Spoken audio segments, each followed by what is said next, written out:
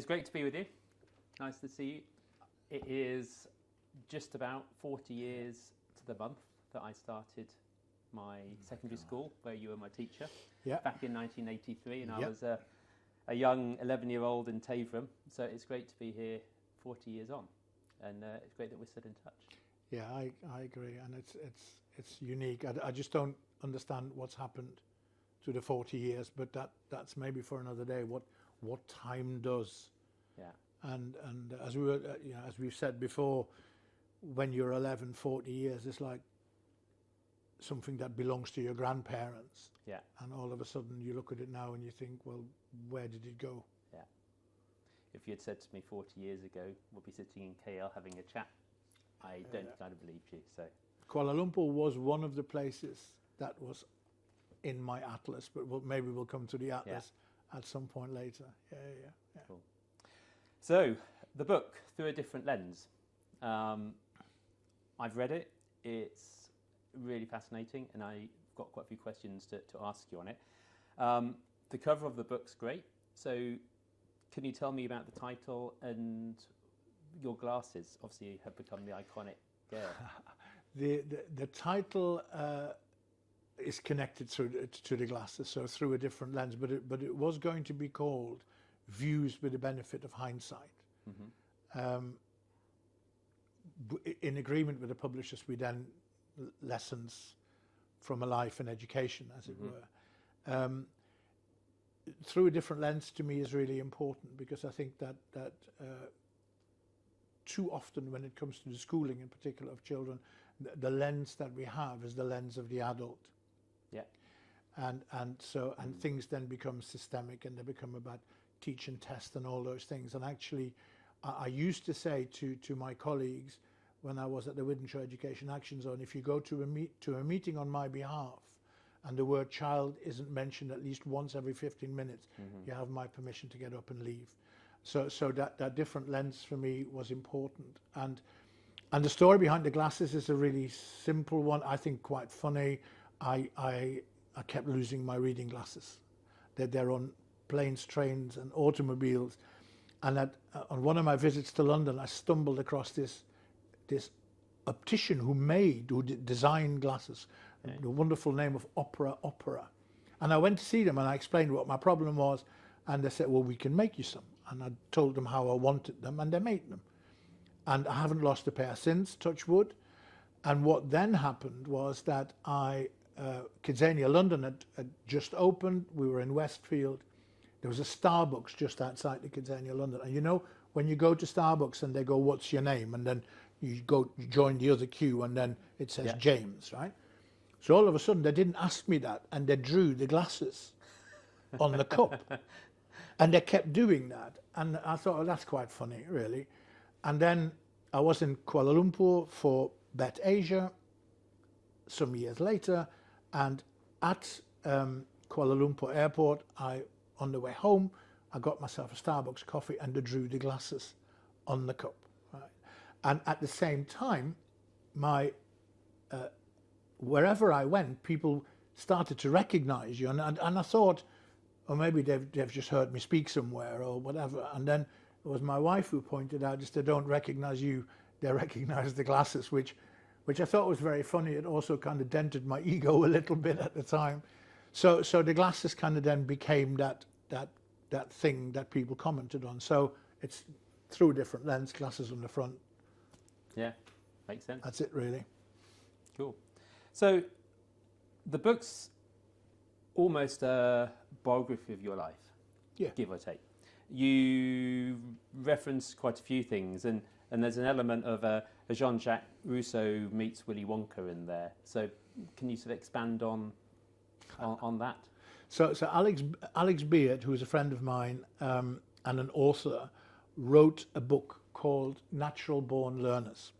And I was at Kidzania London, and one of the chapters is about learning outside the classroom and evidencing that makes a difference, which I'd kind of done with the Children's University and in partnership with Cambridge University, and we also did with Kidzania with a number of universities globally.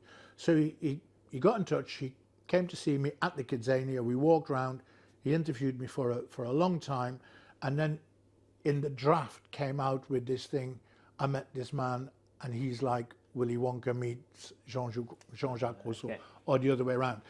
And that stuck really, and I liked it a lot. And one of the reasons I like it more and more, and I use it in speeches now occasionally, is to say, when you go into a building, an office building or a school, that on the doors there are the names, not the names of the people, but there are what they do. So vice principal or director or whatever they are. So it tells you what they are, but not who they are. So I kind of decided if I ever have an office again, the Jean-Jacques Rousseau meets Willy Wonka will go on the door, because it tells you a little bit about the who as opposed to just the what. So I like it, right? And then I was very pleased that and honored that my friend Sergei Kozaretsky, who was a professor at the National Research University in Moscow and who also read the draft manuscript, then wrote back and said, Antoine de Saint-Exupéry meets Gianni Rodari, and I kind of thought, well, maybe that's one up or not, but at least I can interchange them. And I quite like the comparisons because they're like taking pictures, and people get it. So I was flattered and honoured, and I like it a lot. Yeah, definitely works. So our common ground was back in Taverham. It's a small village on the outskirts of Norwich, where I went to school. Tell us a bit more about your time there. It's an interesting one. I think it's partly to do with firsts, but with much more. So it was my first proper job in teaching in this country. I'd grown up in the Netherlands and then moved here, and I to this day consider myself very fortunate. To this day, I'm still in touch with some of the former colleagues, and with you, and there are a few other former pupils who I'm in touch with through social media, basically. The school was special because it was a new school. It was a new build. It was only 1 or 2 years old, I think, when I started there, and so it had very few numbers in terms of children, and the staff, I think, were almost handpicked by the head teacher. The head teacher was a remarkable woman called Mrs. Daines, Jean Daines, and she to this day travels with me because she was a remarkable head teacher, but she was a brilliant person, and she was an incredible leader. So she'd picked this set of like-mindedness that was around values, and many of the conversations that we had in staff meetings, in departmental meetings, and elsewhere were always about the names of children and the solutions if they were needed. And I love that. There was an immense. I'll never forget my very first day. I was about to take the register, my first form 3T, and just before I was about to go up the stairs, she said, "Can you just come into my office for a minute?" So I went into her office, and she said 2 things: don't forget to enjoy yourself, and don't forget to make mistakes and learn from them. Now off you go. And I wonder now in this day and age how many head teachers take a newcomer to one side and say, almost Johan Cruyff-like, go and enjoy yourself. And the other thing that existed through that approach was great trust. She trusted us, and we trusted her. And so this school was built, and I remember as the newcomer, I was lucky, right, because I was around some. David Harding was my head of modern languages, my head of department. He was a truly remarkable man. The giant that was Richard Taylor, the head of English. I used to stand outside. He doesn't know this, not until he sees this. But I used to stand outside his classroom, listen to him teach Shakespeare and poetry to young people who did not go in with the intention to learn Shakespeare and poetry and came out and, like Oliver Twist, would ask for more. I watched Paul Nevins, my teaching Johan Cruyff, who I would put Paul Nevins in front of 120 children and they'd all be better for having spent time with him. And then there were many others, the pastorals at Leslie Milne, the giant Peter Krumins, who was a Latvian refugee who used to hold children in his big, massive arms if they were upset or a bit stroppy. And what she'd done is she created this jigsaw. And only when you saw all those pieces come together did you get the big picture. And it is to this day, I cannot tell you how many times I think back to that school and I think, what would she have done? And sadly, Mrs. Daines passed away not that long ago. I couldn't make her 90th birthday because I was traveling, but I did send her flowers, and I know that they arrived, and I know that they made her smile. And so of course the first school, I think, rose-tinted glasses, but there was something about, and the bit I remember most was every member of staff in that school, including the office staff, including Ray, who used to do the bandering and the photocopying, every member of staff knew the name of every child, and much more importantly, knew something special and good about every child. And, you know, you'd be surprised to know that there were very few behavior issues, because the bottom line is you knew each other. Yeah. And if you bear in mind that teenagers will be teenagers, and you take that into the equation, but there's something about size, and size matters. But that school was, I don't know, Hogwarts on steroids, whatever. It was wonderful. It was if you'd been a child, which you were, right? It must have felt like home from home. Trust being a very big thing. Yeah, it's interesting to hear that was your first teaching experience or your first real job, because as a student there, I felt that sense of community. I felt that trust across the teachers, and I know there's various stories within your book that refer to certain instances of that could be misbehaviour and how it was treated and dealt with by various leadership members at the time, which have made me laugh, because obviously as a student you wouldn't necessarily know what was happening on the other side of the staff room. But the trust, I'll tell you a story. I'm not even sure that that's in the book, but as part of the German exchange, which of course you were part of, I was interviewed in Mrs. Daines's absence by the Eastern Daily Press, I think the paper was called. And they asked me why this was so important. And my answer, perhaps a little bit too glibly, was, I want our young people to know that there's life beyond Lowestoft. Yeah. And that became the headline. And so there were a few grumblings from the community and the parents. And I was fully expecting the next Monday to be called to see Mrs. Daines, and quite rightly had been told that I was out of order and I should have been better prepared. So I got to school on a Monday and nothing. Good morning, and off we went. I thought she must be busy, right? On the Tuesday, good morning. On the Wednesday, good morning. And on the Thursday, I think it was, I actually knocked on her door, and when she's like, how can I help you? And I said, why haven't you told me off? And she just smiled and she said, because I don't have to. and it's those things that then much later, when you're a manager or a leader or whatever it's called yourself, they stay, right? Yeah. And you're gonna go, how would she have handled that? Yeah. And that was it. So I couldn't have wished for a better place to start. Yeah, no, it's got very, very fond memories. We'll come back, I'm sure, to some stories from Taverham later on.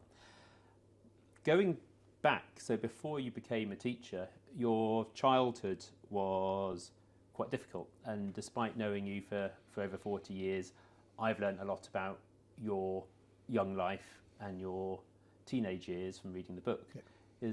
Would you like to elaborate and share some of those stories? Yeah, I think I put somewhere in the book that you can't divorce the personal from the professional. You can pretend, and there's all that nonsense that you shouldn't bring your personal experiences into your job. I'm not sure how you can not do that, because if you love what you do, whatever your job is, then that love is linked to values and principles, ethics. Yeah. And so my childhood experiences had to go into that book, and I found it really difficult. It's very difficult. My parents were unloving, hands-on in a literal sense, and particularly my father was mentally and emotionally abusive, almost like he was jealous. So if I got a good report, then he would get his report card of many years before out and point out where he'd been better. And those things leave scars, and they leave scars for your life, right? I was told on numerous occasions how pointless I was and how ugly I was, for example. So to this day, I struggle with photographs and cameras and mirrors and whatever. It's just there. And I know people say, oh, you can get counselling and all that. I'm not quite sure. Or maybe it was also because I grew up as a Catholic and I've got A-level guilt or whatever. But you have that thing about, and as a 5-year-old, you don't understand why they don't put their arms around you, or why you constantly get shouted, or where you get hit. So what you begin to do, or what I began to do, is you become a pleaser. Yeah? I know, having talked to other people, some people become a clown, because that's also a way of attracting positive attention. But you become a pleaser, and I suppose to this day that's there, right? And you can't take that away. And then at some point you have a choice. I think, I don't know that it quite works like that, because it sounds very formulaic, and it isn't. But the choice became, on my 16th birthday, or just about 16, I got home one evening and I was late, and he was waiting downstairs ready for another beating. And I just took the belt off him and I said, if you touch me one more time, I swear to God, I'll kill you. And not long after that, I packed my bags and I moved out. And then all of a sudden you also realize that actually you're not on your own, because you always have been on your own, kind of thing. So it's tricky, but when, even to this day, you then, I try to use it to my advantage, in a sense that I try to understand young people better. Yeah, and that bit about, I'll say that to teachers, you don't know what they got up to this morning. You don't know what that house was like. So don't assume that some number walks through the door that you can take the register of, right? You have to do that empathy piece. And I suppose that's played all my life from that, and that's maybe also partly deliberately trying to turn something that was not very clever into an advantage. But I mean to this day, I don't understand why people have children and don't love them. And then you also, as you get older, you see the joy, right? And again, you go back to Taverham, which was that small community where we met people. And how is your dad, by the way? Is he all right? He's very good, yeah. Good. I will speak to him later on this evening. He knows that we're chatting. So. Fantastic. And I remember Mr. and Mrs. Neill and your sister Rachel and you, and knowing from the interaction that was infinitely better than anything I had. And you have to kind of then go, that's really good. Yeah. Because James will be okay. Yeah. Right? And so to this day I don't understand that, and I suppose in part that's also running away from. To this day I try very hard not to think about it, but I did realize that I can't put in the book about who you are and why you are in a certain way, and then not touch on what went on, you know. And of course people will say, well, there were different times. There were different times, and getting a hiding, I suppose, was not as uncommon as it is now. But being unloved is still as uncommon as it is now, and that's the bit that still hurts, I suppose, and that then colours what you do, right? Yeah, I think the notion of the extended family into the school was really adamant, and obviously Mrs. Daines as the leader, but it's very true. I can, as I think you referenced in the book, we would bring food from home economics into the staff room because it felt that we were all part of the family. And if I was cooking Reiberkuchen, I think I was cooking once, I would bring it in for you and Paul to have lunch. So I remember the Friday afternoons, lesson 4, very well, when it would be you or Yvonne Holmes or Sarah Howard or or in earlier days, Stephen James and Fraser Scott would be the people who kind of bring you what they've made. And one, it was a damn size better than the butties I had, and secondly, it was just a joy to be part of that kind of thing. Yeah. Yeah, some great memories.